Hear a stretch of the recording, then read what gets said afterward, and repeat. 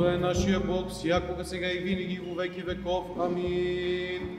Яко пленник свободител и нищих защитител, немощствующих врач, царей поборниче, победоносче, великомучениче Георгие, моли Христа Бога, спасти ся душам нашим.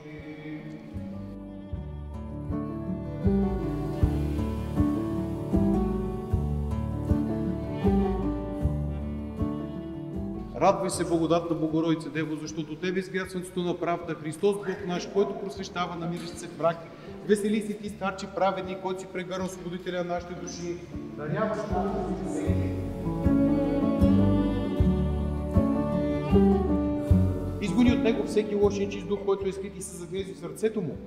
Изгони от него всеки лош и нечист дух, който е скрит и се загнезди в сърцето му. Изгони от него всеки лош и нечист дух, който е скрит и се загнезди в сърцето му. Съчетали се с Христа. Съчетах се. Съчетали се с Христа. Съчетах се. Съчетали се с Христа. Съчетах се. И възкръсна в третия ден според Писанието. И възлезе на небесата и седи отдясно на Отца. И пак ще дойде със слава да съди живи и мъртви и царството му не ще има край. И в духа ста Господа, животворящия, който от Отца изхожда, комуто се покланяме и го славим. Наравно с Отца и Сина, и който е говорил чрез пророците. В една света, Вселенска и апостолска църква изповядваме едно кръщение за опрощаване на греховете. Чакам възкресение на мъртвите и живот в бъдещия век. Амин.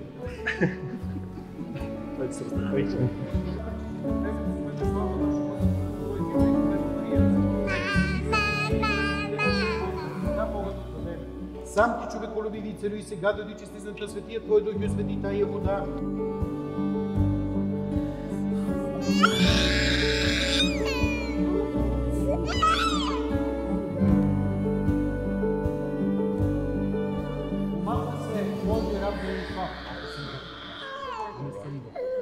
В името на Отца и Сина и Светия Дух. Амин. За изцеряване на душата и тялото, за да слуша вярата. Твоите ръце ме сътвориха и устроиха, за да ходи по стъпките на Твоите заповеди.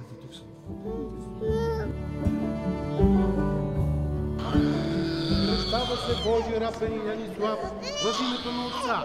Амин. И Сина. Амин. И Светия Дух. Амин.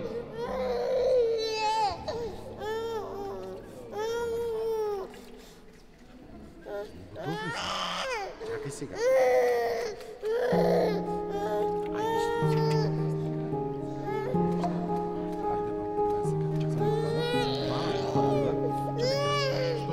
Печат дара Духа Света. Амин. Печат дара Духа Света. Амин. Печат дара Духа Света. Амин.